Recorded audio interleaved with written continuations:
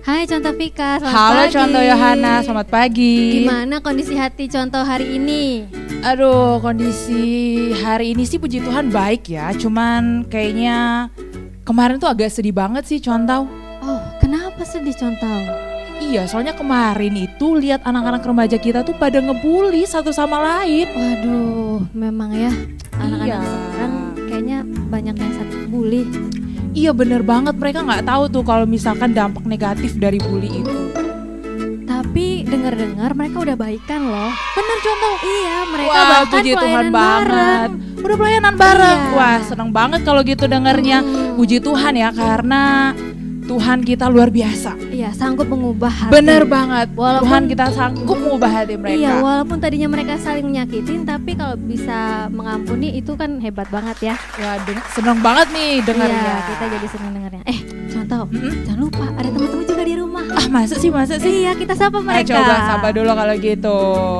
So- 1, 2, 3. Shalom Shalom. teman-teman sekalian. Selamat pagi. Selamat pagi ya semuanya teman-teman yang ada di rumah hari ini.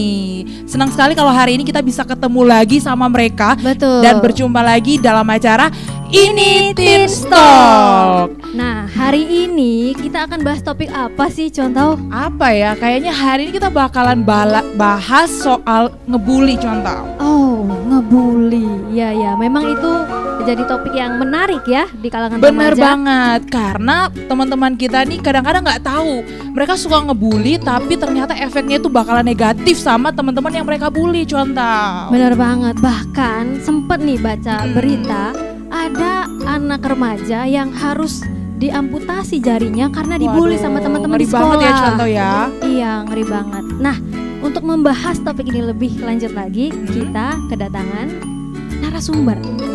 Siapa ya hari ini akan kita panggil untuk ngebahas soal ngebully? Ayo teman-teman yang di rumah pada penasaran kan? Langsung aja kayaknya Contoh supaya tidak berlama-lama lagi kita Benar. langsung panggil narasumber kita yang akan kita tanya-tanyain soal membully. Benar banget. Oke, kayaknya narasumber kita udah siap ya di sana, udah lagi beres-beres katanya ya. Oke, langsung aja lah kita panggil Guru Injil Samuel. Halo, Shalom. Di rumah. Mana kamera yang ini ya? Iya, ada dua sih Contoh ya. Yang mana saja bisa. Oke. Shalom Langsung aja kameranya. ya. Ya, Oke, mau sabar dulu, nanti aja disimpan Oke, dulu oke, karena oke. kita mau langsung bahas dulu tentang tema kita hari ini. Karena saking excitednya ini pertama Iya, kali saya bener di banget. Komisi Remaja GKY Iya, Palembang. betul banget ya. Contoh agak geser dikit. Kalau gitu kita Oke, langsung oke. aja ya duduk di kursi kita masing-masing. Sip, sip. Ya. Kita Contoh akan di- langsung bahas Oke. dan kita tanya dulu nih sama Contoh Samuel Sip. ya. Iya. Nah, hari ini tema kita kan tentang bullying. Nah, Contoh sebenarnya apa sih itu bullying? Apa itu bullying? Ya, sederhananya bullying itu adalah suatu tindakan ya mengintimidasi atau merendahkan seseorang di mana akibatnya kelak itu merusak citra diri seseorang. Oke. Nah, kalau tadi kan bully itu seperti yang tadi nih contoh saya udah jelasin nih, udah sampaikan nih sama teman-teman. Nah, pengen tahu juga nih contoh kalau gitu bentuk-bentuk bully itu apa aja sih? Oke, bentuk-bentuk bullying itu ya. Nah, bentuknya itu beragam. Bisa sifatnya verbal, jadi melalui perkataan. Oke. Nah, verbal itu pun juga terbagi dua, bisa direct langsung, bisa juga indirect tidak langsung. Maksudnya apa tuh? Kalau langsung biasanya bisa terjadi misalnya di sekolah, ada teman kita ledek dia, itu langsung kita hina dia, rendahkan dia langsung. Empat mata gitu ya, langsung di hadapan orang itu ya. Iya, bisa empat mata, bisa di dalam keramaian. Oke. Kalau yang indirect atau tidak langsung itu bisa melalui kata-kata, tetapi kalau zaman sekarang melalui sosmed. Misalnya Ya. ada orang mempost sesuatu, kita bully, kita ajak teman-teman yang lain untuk membuli dia di grup line kita, grup WA atau mungkin di Instagram, Facebook dan sebagainya. Jadi lewat komen-komen yang kita kasih di Instagram kayak gitu ya. Ya, Bisa kurang lebih jadi begitulah dengan di cara aplikasi itu. sosmed yang ada. Oke. Nah, itu kan tadi bentuk-bentuknya ada yang verbal, ada yang Tadi verbal ya. Mhm. Oke, berikutnya. berikutnya. Tadi verbal, yang berikutnya adalah melalui physical. Oke. Jadi tindakan fisik. Jadi bukan cuma lewat kata-kata, tetapi juga bisa misalnya melakukan suatu kekerasan yang langsung melakukan kontak fisik. Hmm. Gitu. Misal didorong iya. atau mungkin dipukul-pukuli dan sebagainya. Oke. Nah kalau gitu contoh apa sih kata Alkitab sebenarnya tentang bully ini? Tapi dari yang pelakunya dulu nih, kira-kira apa sih kata Alkitab ya tentang pelaku bullying ini?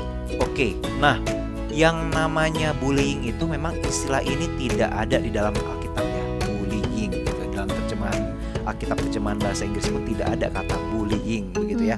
Tetapi sebenarnya di dalam Alkitab itu ada prinsip-prinsip ya tentang terkait dengan bullying ini. Yang namanya bullying itu kan contoh Vika sama contoh Yohana, tentu kita tahu ada yang membuli, ada yang dibully. Ya. Tadi contoh Vika tanya dari sisi pelakunya dulu nih. Iya, pelakunya dulu contoh. Oke, nah kalau dari sisi pelaku yang bisa saya sampaikan adalah sang pelaku tentu harus sadar ini salah. Nah, kok tahu salah? Karena ada beberapa ayat dalam Alkitab yang akan memberikan pencerahan kepada kita hari ini. Yang pertama dari Amsal 11 ayat 12, saya bacain ya. Boleh. Ya, Yaitu silakan. siapa menghina sesamanya tidak berakal budi, tetapi orang yang pandai berdiam diri. Kemudian masih dalam kitab hikmat yang sama, Amsal 14 ayat 31, siapa menindas orang yang lemah menghina penciptanya, tetapi siapa menaruh belas kasihan kepada orang miskin memuliakan dia. Yang terakhir dari Perjanjian Baru ya, Efesus 4 ayat 29 ya. Ini perikop ini berbicara tentang manusia baru ya. Jadi kita sebagai remaja-remaja Kristen ya yang tentunya menyaksikan tayangan ini, kita harus sadar ketika kita menjadi pelaku bullying, kita harus ingat kita ini sudah di dalam Kristus, artinya kita sudah manusia baru. Ada nasihat praktis dari Paulus di sini yang Gimana mengatakan itu, begini. contoh? Janganlah ada perkataan kotor keluar dari mulutmu, Oke. tetapi pakailah perkataan yang baik untuk membangun di mana perlu, supaya mereka yang mendengarnya beroleh kasih karunia. Ya, jadi memang kalau menurut Alkitab, orang-orang yang membuli itu berarti dia menghina ciptaannya tadi gitu ya. Orang yang membuli seseorang berarti sama saja Sama sedang dengan menghina pencipta Iya. daripada orang yang dia bully itu. yaitu Tuhan sendiri gitu ya. Betul. Tapi faktanya kan memang banyak yang tetap membuli. Kenapa ya kira-kira kok mereka bisa membuli orang lain gitu? Oke, ini berarti masih terkait dengan subjek pelakunya ya. Pelaku, iya. Betul. Oke, nah yang bisa saya cermati begini, rekan-rekan sekalian ya, kenapa sih orang membuli sesamanya? Tentu yang dibully itu adalah yang lebih lemah atau yang lebih inferior. Nah, ada kemungkinan saya cermati dari sisi secara psikologis dulu. Gimana itu? Sang pelaku pembuli itu ada kemungkinan misalnya di rumah itu dia ada kemarahan, apakah terhadap orang tua atau suatu peristiwa-peristiwa tidak mengenakan yang terjadi. Nah, ketika dia tiba di lingkungan sekolah, ini konteksnya kan anak-anak remaja biasa terjadi di lingkungan sekolah ya. Ya. Nah, dia melihat orang yang lebih lemah, dia bisa menyalurkan kemarahan itu di tempat yang salah dengan cara yang salah, yaitu dengan cara apa?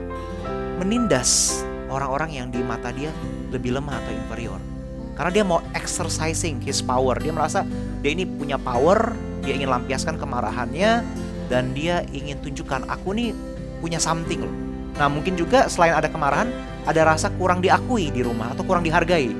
Jadi karena tidak mendapat pengakuan atau penghargaan di rumah, dia ingin tunjukkan di sekolah, aku nih someone, aku nih orang yang punya power gitu. Jadi aku akan melukai atau menindas orang untuk tunjukkan I have a power gitu. Oke, nah contoh kalau tadi kan kita udah bahas nih apa kata Alkitab tentang pelaku yang membuli. Sedangkan kita tahu sendiri nih dalam membuli itu bukan hanya ada sang pelaku, tetapi ada juga korbannya. Nah, pengen tahu juga nih contoh apa sih kata Alkitab untuk korban yang sering dibully oleh teman-temannya. Mungkin contoh bisa bagikan juga nih sama teman-teman. Oke, nah apa kata Alkitab tentang orang yang dibully ya? Iya, betul banget. Sebenarnya di dalam Alkitab itu ada contoh-contoh tokoh yang juga pernah dibully. Yang pertama di Perjanjian Lama itu di kitab Kejadian ada tokoh namanya Yusuf. Iya. Oke, Ya, dia Yusuf. pernah dibully. Dan kemudian tokoh yang paling klimaks di dalam sejarah penebusan yaitu Tuhan kita sendiri, Yesus Kristus. Bukankah kita tahu di dalam kisah penebusan dia pun dibully ketika ketika dia dipakaikan mahkota duri, ditertawakan, dikatakan, "Hai, salam engkau raja," gitu ya. Terus ketika dia di atas kayu salib, Kristus pun juga dikatakan, "Kalau engkau anak Allah, turun," ditantang seperti itu, dipermalukan dan sebagainya. Nah, tadi pertanyaannya terkait dengan Si korbannya nih, apa kata si Alkitab? korbannya. Nah, sebelum saya nanti kita bisa bahas lebih jauh ya tentang kedua tokoh itu ya, tapi langsung ke apa kata Alkitab tentang korbannya. Nah, tentu sang korban itu merasa terluka tuh pasti ya. Pasti. Siapa sih di antara kita yang kalau dilecehkan secara perkataan atau secara tindakan fisik itu kita tidak sakit hati? Pasti kita sakit hati. Nah, namun ada satu hal yang bisa saya katakan adalah ini adalah proses yang gak mudah. Kadang perkataan bullying itu terjadi di suatu momen tertentu, sakitnya itu bisa sampai puluhan tahun ke depan. Jadi ini betul-betul suatu pengalaman yang tidak mengenakan, begitu ya. Yang bisa saya katakan itu dulu, ini pengalaman tidak mengenakan. Tetapi Alkitab mengatakan begini, orang yang sudah mengalami itu, tanpa saya meniadakan empati saya terhadap sang korban bullying, Alkitab mengatakan begini, ketika orang dibully tentu kan citra dirinya rusak. Betul. Ya, betul ya. Dia merasa dia tidak berharga, dia merasa dia kayak seperti ya saya ini Rendah nothing lah, diri gitu. minder dan sebagainya. Tapi Alkitab mengatakan seperti ini. Ada satu ayat di dalam Mazmur pasal 139 ayat 14. Pemazmur mengajak kita untuk ingat kembali tentang siapa sih kita, bukan di hadapan manusia yang membuli kita, tetapi siapa kita di hadapan Allah pencipta langit dan bumi itu. Wah, menarik ya. Jadi siapa kita di hadapan Allah? Jadi Nah, apa kata Alkitab Dikatakan tentang itu, begini oleh contoh? pemazmur, "Aku bersyukur kepadamu oleh karena kejadianku dahsyat dan ajaib. Ajaib apa yang kau buat dan jiwaku benar-benar menyadarinya." Satu lagi ya, dari surat Rasul Paulus kepada jemaat di Efesus di Perjanjian Baru. Paulus mengatakan begini, karena kita ini buatan Allah. Nah, buatan ini di dalam bahasa aslinya poema. Poema itu dalam bahasa Inggris itu poem. Itu poem gitu ya. Itu adalah puisi Allah, berarti karya Allah yang indah. Dan ya. diciptakan. Sekali lagi, udah buatan Allah, kemudian diciptakan kembali loh di dalam Kristus Yesus. Artinya sudah indah ya, diciptakan, maksud saya di buatan Allah, kemudian diciptakan kembali atau dilahirbarukan kembali dalam Kristus Yesus. Sudah indah, unik pula. Nah, itulah identitas setiap kita di hadapan Allah di dalam Kristus Yesus. Ya, tapi faktanya tadi kan kalau orang-orang yang sudah jadi korban bullying bisa minder. Benar. Karena tadi kan direndahkan, disakiti, dijatuhkan kayak gitu. Jadi gimana caranya supaya orang-orang yang sudah pernah dibully itu bisa pulih? Contoh. Baik ya, sebagaimana tadi saya sempat singgung sedikit, ini proses yang panjang ya, tidak mudah. Karena untuk pulih, mau tidak mau kita harus melepas pengampunan. Dan untuk mengampuni, ini adalah satu perjalanan yang cukup panjang, yang cukup sulit. Tetapi satu hal ya, paling tidak kita menyadari bahwa pengampunan itu seperti ini. Ketika aku telah mengampuni, aku menemukan bahwa diriku telah membebaskan seorang tawanan yang tersiksa begitu lama di dalam sebuah penjara. Dan akhirnya aku menemukan tawanan itu adalah diriku sendiri. Jadi itu dulu nih yang perlu kita pahami ya. Jadi memang harus melepas pengampunan ya. Ya, Karena kalau melepas pengampunan tuh sama aja kayak kita melepaskan dari tawanan tadi itu ya. bahwa diri kita adalah tawanan itu sendiri, Iya. tawanan rasa sakit kita. Bener banget. Oke. Nah, ngomong-ngomong contoh, aku nih penasaran nih. Ya. Kan tadi kita udah bahas nih soal membuli, baik itu yang pelaku ataupun korban. Ya. Nah, aku penasaran banget nih, pengen dengar sharing dari Contoh Sam. Apakah Contoh Sam pernah mengalami yang namanya dibully, atau jangan-jangan Contoh Sam nih pernah membuli teman-temannya gitu. Mungkin Contoh Sam bisa bagikan sama teman-teman yang ada di rumah, tapi juga sekaligus kasih tahu nih sama mereka gimana Contoh Sam mengalami itu, dan perjalanan waktunya Contoh Sam bisa pulih, bisa ngerti Iya, gitu. iya. Jadi ini sharing pengalaman pribadi ya, Ya. Boleh, bersama boleh. Tuhan ya. Nah, tentu begini, bully membuli itu umumnya terjadi itu sebenarnya bully ini bisa terjadi di dalam tahapan usia apapun. Betul banget. Oke. Bahkan orang yang sudah masuk ke fase di mana dia bekerja, sudah lulus kuliah, di tempat kerja pun tetap bisa terjadi perilaku atau tindakan bullying ditemukan di sana. Tetapi fokus kita kan saat ini dunia remaja. Ya. Ya, betul ya? Betul. Nah, kalau saya pribadi ya, pernah nggak saya menjadi pelaku bullying? Ya tentu di dalam kebodohan saya di masa lalu waktu masih masa remaja, di dalam masa-masa saya belum sungguh-sungguh cinta Tuhan, belum sungguh-sungguh ikut Tuhan dengan serius, saya pernah menjadi pelaku bullying. Misalnya contoh, ada teman saya olahraga, dia itu dulu gemuk ya. Saya juga gemuk sekarang ya.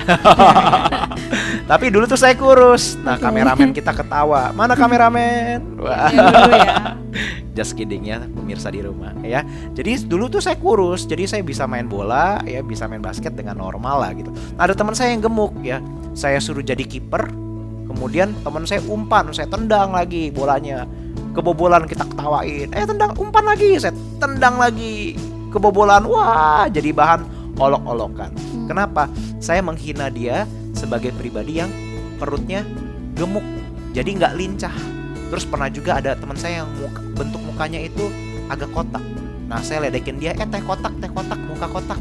Nah, itu bully sebenarnya. Jadi saya pernah melakukan tindakan membuli dan tentu saya sadar itu salah. Dan saya berharap Tuhan boleh memulihkan teman saya itu karena udah nggak ketemu lagi gitu ya. Dan Oke, sudah saya pun lama ya. bertobat. Tapi pernah juga ada orang yang saya pernah bully ketemu nih waktu saya kuliah. Saya telepon, saya minta maaf.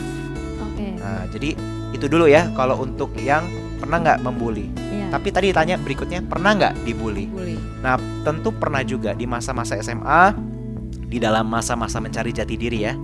Nah, jadi di dalam masa-masa pencarian identitas itu, di dalam ketidakmatangan yang ada, mencoba untuk menjadi figur A atau figur B yang waktu itu mungkin menjadi model yang saya gemari, begitu ya.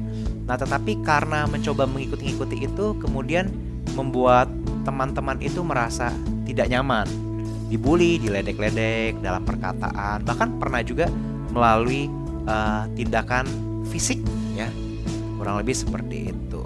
Tadi Nah, ditanya gimana contoh pulihnya. Iya, gimana Ya. proses pemulihannya itu? Nah, proses pemulihannya. Bagaimana contoh melewati itu semua dan kemudian sampai sekarang begitu. Jadi bisa Oke. dibagikan juga nih sama teman-teman yang ada di rumah. Ya, Ya. saya ngerti. Ini kan waktu kita singkat ya. Jadi aku Ya. singkat aja ya. Sebenarnya saya coba mempersingkat supaya concise. Nah, jadi memang yang pasti anugerah Tuhan. Kita harus berjumpa dengan Tuhan. Nah, perjumpaan dengan Tuhan itu bisa terjadi baik di dalam konteks doa kita pribadi atau mungkin Tuhan juga sediakan sarana anugerah lain, yaitu melalui perjumpaan dengan mentor-mentor, kakak-kakak rohani, ayah rohani atau orang tua rohani, ibu rohani begitu ya, yang bisa membantu kita untuk pulih. Nah, yang paling pertama adalah kita mengubah pola pikir kita dulu. Sorry ya, saya pakai istilah agak teknis, wawasan dunia atau worldview kita. Nah, tadi saya katakan ini terkait juga sebenarnya untuk yang membuli dan yang dibully. Seringkali anak-anak remaja itu berpikir begini ya, teman-teman di rumah boleh pikirkan juga. Kita punya konsep diri yang seringkali salah, yaitu yang pertama, I am what I have. Aku itu adalah apa yang aku punya. Jadi kalau misalnya aku punya sesuatu banyak harta, aku bisa membuli, aku merasa lebih berharga. Kalau aku nggak punya, aku minder. Kedua, I am what I do. Aku adalah apa yang aku lakukan, ya kan? Kalau aku misalnya punya profesi atau ya dalam tanda kutip aktivitas yang kulakukan tuh aktivitas yang bergengsi, begitu ya. Itu aku akan merasa lebih superior ketimbang yang lain. Nah, kemudian yang terakhir, yang ketiga adalah I am what other people think about me. Aku adalah apa yang orang lain pikirkan tentang diriku. Ya, tadi kan dikatakan apa yang orang pikirkan tentangku itu terkait dengan popularitas. Kalau aku banyak follower di Instagram, aku banyak orang yang like di dalam sosmedku, aku merasa aku lebih wow daripada orang lain. Nah, itu satu konsep yang perlu kita ubah tuh. Sebenarnya aku adalah siapa aku di hadapan Tuhanku. Nah, itu yang terpenting, bukan kepemilikanku, bukan apa yang aku lakukan, bukan apa yang orang lain pikirkan tentangku. Jadi untuk pulih, ubah dulu kerangka pikir itu. Nah, kemudian ada rasa sakit kan di hati kita, Iya. dalam batin kita.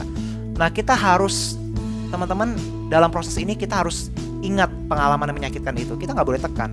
Gak boleh abaikan. Kita ingat pengalaman yang menyakitkan itu. Kalau ada teman, konselor atau lingkaran dekat kita, kita bisa utarakan rasa sakit itu, dan kita juga bersama-sama dengan rekan kita itu bawa rasa sakit itu ke hadapan salib Kristus. Disitulah langkah awal pemulihan, begitu. Nah ini juga contoh, kalau tadi contoh bilang soal membuli ini baik yang pelaku ataupun korban itu harus ubah dulu cara pikir. Ya. Yang menarik di sini adalah ketika kita mengubah cara pikir, sebenarnya bukan hanya untuk korbannya aja yang merasa rendah diri, bukan juga hanya untuk pelaku begitu kan, yang merasa aku nih harus membuli supaya aku kelihatan hebat nih, kelihatan keren. Dan juga tadi harus tahu bahwa citra diri kita itu atau keberhargaan diri kita itu bukan bergantung dari apa kata orang atau apa perilaku kita yang kelihatannya buat kita superior, enggak begitu. Betul. Kan? Tapi kita harus tahu bahwa keberhargaan diri kita itu adalah ketika Tuhan Yesus itu sudah menyelamatkan kita. Yes. Ketika dia memberikan hidupnya bagi kita, itu sebenarnya di sanalah nilai keberhargaan diri kita, karena kita itu berharga bukan karena apa kata orang, tapi karena pengorbanan Kristus buat kita. Kita dikasih Allah Betul apa banget. adanya Dan dan selama-lamanya. Dan kasihnya itu sempurna buat kita. Betul. Jadi nggak setengah-setengah kayak gitu Ya ya. setengah-setengah, jadi kita nggak perlu ngarapin kasih dari orang lain begitu yang istilahnya akan memenuhi hati kita begitu ya, Ya, contoh. jadi identitas kita Benar. tidak lagi dibangun di atas hal-hal di luar Kristus. Betul. Dan kebutuhan psikis kita sudah bisa dipenuhi karena apa? Benar. Kasih Kristus yang kekal itu, yang sempurna Iya. itu. Ya. Betul banget. Kan nggak semua orang mungkin melihat tayangan ini. Benar. Jadi ada kemungkinan entah itu besok atau bulan depan atau tahun depan kita juga akan ketemu dengan orang yang mungkin juga bisa membeli kita. Nah itu nanti gimana cara kita merespons orang itu, contoh. Baik ya. Teman-teman, membuli atau maksud saya dibully itu bukan cuma terjadi di masa remaja. Nanti kapanpun kita sampai besar pun kita bisa dibully sama orang lain secara sengaja atau tidak sengaja, orang itu sadar atau tidak sadar. Nah, tetapi saya menarik ya, saya kutip dulu perkataan dari salah seorang motivator sekuler dulu ya. Baru nanti setelah itu saya integrasikan dengan prinsip kitab suci ya. Jadi yang pertama itu adalah dari motivator sekuler tersebut berkata begini. Yang pertama hindarkan, abaikan, bicarakan. Hindarkan itu apa maksudnya? Jadi ketika kita bertemu dengan satu lingkungan atau komunitas atau orang-orang yang berpotensi membuli kita, kita coba hindari itu. Kita jangan sengaja mendekat ke situ. Tetapi kalau itu tidak dapat dihindari atau sifatnya inevitable karena kita harus di sana, kita abaikan saja. Jadi kita ini berkata kepada diri kita, enggak, saya bukan seperti yang Anda katakan. Saya menang atas apa yang Anda katakan. Saya jadi punya mental pemenang, ya. Dan yang terakhir, bicarakan. Kalau ada kesempatan, bicarakan kepada orang itu. Saya merasa tidak nyaman. Tentu bukan bicarakan dengan memukul atau menyerang, tapi mengatakan secara asertif. Saya tidak nyaman dengan perkataan Anda yang seperti ini. Nah, menyatakan feeling statement kita, perasaan kita. Gitu ya. Dan bisa juga kalau orang itu tidak mau mendengar, misalnya adik-adik di sekolah, bisa bicarakan kepada wali kelas atau kepada orang tua, atau bisa kepada pihak yang berotoritas, atau mungkin di dunia kerja pun bisa kepada atasan dan sebagainya. Itu bisa dibicarakan supaya terhindar atau bisa lebih diminimalisir peristiwa dibully seperti itu. Itu jadi dari sisi motivasinya ya. Nah, tetapi dari sisi rohaninya, tadi kan ditanyakan ke depan nih bagaimana nih. Nah, tadi di awal sekali saya ada kutip tokoh Yusuf dan Tuhan kita Yesus Kristus. Nah, Yusuf itu menarik. Saya ada waktu sedikit ya untuk secara singkat menjelaskan ya. Baik. Kurang lebih 2 menit. Baik. Nah, Yusuf itu dia pernah dibully oleh saudara-saudaranya. Ya, saudara-saudaranya iri kepada Yusuf karena merasa Yusuf itu lebih disayang oleh ayahnya. Nah, tetapi menarik ketika Yusuf sudah menjadi orang nomor 2 di Mesir, ketika saudara-saudaranya ketemu dia yang ada kelaparan terjadi kan, ketakutanlah saudara-saudaranya. Yusuf bisa berkata seperti ini, kamu telah mereka-rekakan yang jahat kepadaku, tetapi Allah mereka-rekakan yang baik, memakainya untuk kebaikan, seperti Roma 8 ayat 28. Untuk maksud Allah, yaitu memelihara suatu bangsa yang besar. Jadi Yusuf itu punya satu konsep, saya ini bukan victim, saya ini bukan korban, Tetapi saya juga bukan dari seorang yang zero to hero. Nol jadi seorang pahlawan. Aku ini pahlawan, aku buktikan suatu saat nanti aku tunjukkan aku ini siapa. Kalian akan menelan ludah kalian karena kalian pernah menghina saya. Enggak juga seperti itu. Kalau orang seperti itu, teman-teman sekalian, membuktikan artinya masih dikuasai oleh kebencian itu. Ya. Tapi Yusuf enggak. Yusuf berkata untuk maksud Allah memelihara suatu bangsa yang besar. Artinya Yusuf itu berpikir, fokusku adalah menggenapi kehendak Allah. Aku tidak mau dikuasai oleh itu, tapi aku mau menggenapi kehendak Allah. Nah, dan yang terakhir, Yesus Kristus, ketika dia di atas kayu salib, dia pernah berkata, Bapa, ampunilah mereka sebab mereka tidak tahu apa yang mereka perbuat. Jadi memang di dalam kesakitan itu pun kita pada akhirnya perlu belajar seperti Yesus, yaitu melepas pengampunan itu. Dan setelah melepas pengampunan, kita juga akhirnya bisa menemukan bahwa diri kita juga, selain melepas pengampunan, diri kita juga berharga. Seperti tadi saya katakan, ada prinsip kitab suci, kita dikasihi oleh Tuhan, kita diterima apa adanya, dan kita indah. Kan ada lagunya ya, aku istimewa bukan karena katamu, aku istimewa ya bukan karena kau puji, ya kan, tapi aku istimewa karena Alkitab mengatakan, Ya. Tuhan mengatakan dalam kitab suci ya. Betul. Nah, contoh ini menarik banget ya. Sebenarnya kita udah ngebahas soal bully ini, udah dari pelaku, dari korban, terus bagaimana teman-teman di rumah nanti merespon. Begitu merespon bagaimana kehidupan mereka ke depan, karena kan kita nggak tahu nih kalau misalkan ke depan kita masih bertemu dengan orang-orang yang suka ngebully kita dan sebagainya. Cuman sayang banget nih contoh, waktu kita ini nggak banyak. Ya. Mungkin nanti lain kali lagi kita bisa buat tentang tema ini lagi kayaknya cuan tahu, karena ini sangat dekat banget dengan kehidupan anak-anak remaja ya. Ya. Jadi sekarang mungkin contoh saya bisa memberikan Kesimpulan yang terakhir banget buat teman-teman di rumah Ya. berkaitan dengan tema kita hari ini. Baik, teman-teman di rumah yang menyaksikan tayangan ini, bagi para pelaku atau yang sudah menjadi pelaku, tentu harus minta ampun di hadapan Tuhan. Dan ubahlah pola pikir kalian bahwa orang-orang yang kalian bully itu berharga di mata Tuhan. Dan resikonya apa? Resikonya adalah Anda atau teman-teman yang membuli itu bisa membuat orang yang dibully itu luka batin yang sangat panjang, merusak citra dirinya, bahkan dampaknya bisa sampai orang itu tua. Bahkan ada yang bunuh diri. Nah, tapi kadang-kadang begini, ada orang berkata, tapi Pak penginjil, contoh begitu ya, itu orang nyebelin, gayanya bikin gregetan begitu ya.